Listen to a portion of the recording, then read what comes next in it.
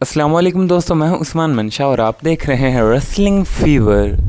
दोस्तों डब्ल्यूडब्ल्यूई में बहुत ही कम रेसलर ऐसे हैं जिन्होंने ब्रे वाइट से ज़्यादा गिमिक्स और कैरेक्टर किए होंगे। ब्रे वाइट एक ऐसे रेसलर थे जो कभी भी कुछ नया कुछ डिफरेंट करने से नहीं घबराते थे और हमेशा किसी यूनिक आइडिया के साथ हमें डब्ल्यूडब्ल्यूई स्क्रीन पर देखने को मिलते थे। आज की इस वीडियो में हम उनको ट्रिब्यूट देते हुए उनके करियर के 5 ऐसे आइकॉनिक मोमेंट्स के बारे में बात करेंगे जिनसे ये साबित होता है कि वो अपने काम में कितने मास्टर और यूनिक थे। तो वीडियो को आखिर तक लाजमी देखिएगा। तो चलें बिना देर किए शुरू करते हैं।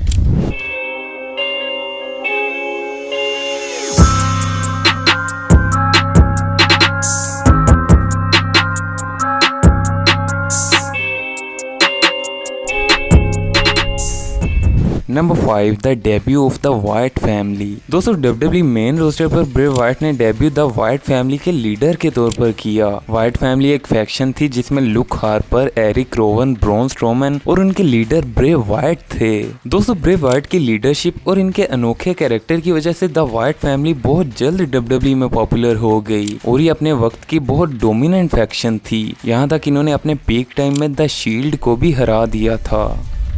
Number 4, WrestleMania moment with the rock and John Cena.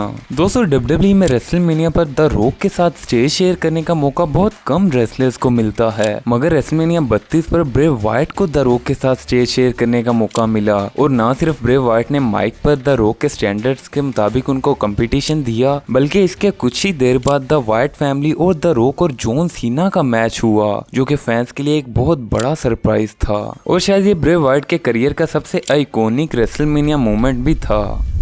Number 3, the fields debut. दोस्तों हालांकि द फील्ड का कैरेक्टर डब्ल्यूडब्ल्यूई में बहुत ज्यादा कंट्रोवर्शियल रहा है, लेकिन इसने स्टार्ट में फैंस को बहुत ज्यादा एंटरटेन भी किया है। द अंडरटेकर के बाद द फील्ड ही एक ऐसा कैरेक्टर था जो कि वाकई ही फैंस के लिए स्केरी था। साल 2019 में फैंस इस कैरेक्टर को डब्ल्यूडब्ल्यूई टीवी पर देखने के लिए बहुत ज्यादा एक्साइटेड दिखाई देते थे। दोस्तों इस आइकॉनिक डब्ल्यूडब्ल्यूई कैरेक्टर की पॉपुलैरिटी के पीछे यकीनन सबसे बड़ा हाथ ब्रे वाइट का ही था और शायद आपको इस बात का इल्म ना हो कि द फिन के कैरेक्टर के तमाम सेगमेंट्स ब्रे वाइट खुद ही प्लान किया करते थे। यानी बाकी तमाम सेगमेंट्स की तरह इनकी स्क्रिप्ट डब्ल्यूडब्ल्यूई का कोई प्रोड्यूसर नहीं लिखता था, बल्कि ब्रे वाइट खुद ही ये काम करते थे। ऑल्दो डब्ल्यूडब्ल्यूई ने आगे चलकर इस कैरेक्टर को पूरी तरह स्पॉइल कर दिया, मगर इस कैरेक्टर ने हमें बहुत से आइकॉनिक मोमेंट्स दिए हैं।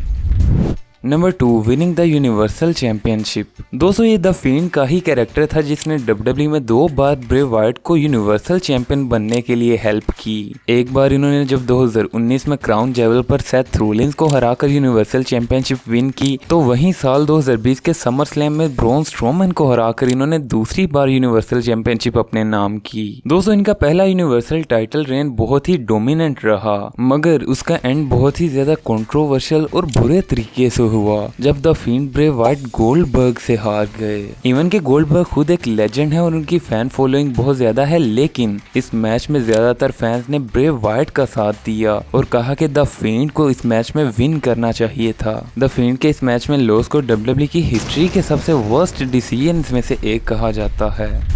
Number 1, winning the WWE championship. दोस्तों ये बात है एलिमिनेशन चैम्बर 2017 की, जिसमें एलिमिनेशन चैम्बर का मैच था डब्ल्यूडब्ल्यूई चैंपियनशिप के लिए और उस वक्त डब्ल्यूडब्ल्यूई चैंपियन थे जॉन सीना। इस मैच में जॉन सीना के अलावा एजे स्टाइल और डीन एम्ब्रोज जैसे नाम भी थे, लेकिन दोस्तों ब्रे वाइट ने तमाम ओड्स को ओवरकम करते हुए इस मैच को विन किया और नए डब्ल्यूडब्ल्यूई चैंपियन बन गए। अब हालांकि इनका ये टाइटल रेन इतना लंबा नहीं रहा और रेसलमेनिया 33 पर ये रैंडी ऑर्टन से हार गए, लेकिन इन्होंने डब्ल्यूडब्ल्यूई की हिस्ट्री बुक्स में अपना नाम लिखवा लिया। दोस्तों आपके ख्याल में ब्रे वाइट के करियर का सबसे बेस्ट और आइकॉनिक मोमेंट कौन सा है, हमें कमेंट सेक्शन में जरूर बताइएगा। अगर आपको वीडियो पसंद आई हो तो वीडियो को लाइक जरूर करें। ऐसी मजीद रेसलिंग वीडियोस के लिए चैनल को भी सब्सक्राइब कर लें। Thanks for watching and good bye.